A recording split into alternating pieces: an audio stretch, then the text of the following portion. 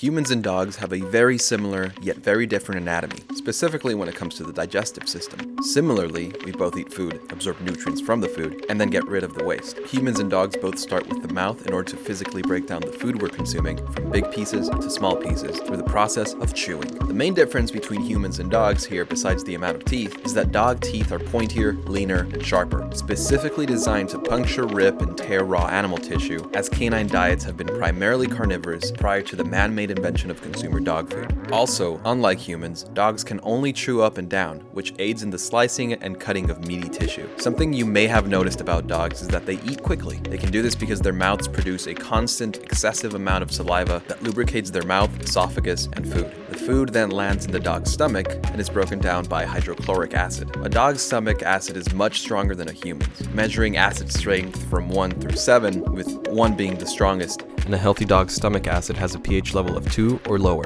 similar to that of white vinegar. A human's food moves from the stomach to the intestine in 4 to 6 hours, where it takes up to 12 hours to happen in dogs. This is because a dog's stomach works as a battery reserve, releasing energy to the body only when needed. Once inside the intestine, the remaining nutrients are absorbed, with a total time to pass for a dog between 6 to 8 hours, where it would take over a full day for it to happen in humans, as our intestinal tracts are much longer than theirs. A short intestinal tract is a key characteristic of a carnivore's anatomy. Vomiting is something dogs do randomly from time to time because of their short digestive tract, and does not necessarily indicate a problem. It is common for dogs to regurgitate from eating too much too quickly, and also common for them to try and eat it again. Finally, the waste is evacuated through the excretory system, something humans and dogs have in common. Similarly, when we or our dogs consume a new food, there tend to be changes in our waste output. This ranges from changes in texture, color, and even odor, which is all a normal reaction to consuming a variety of foods. A few key differences we have from our dogs. The amount of food we consume is based on our age,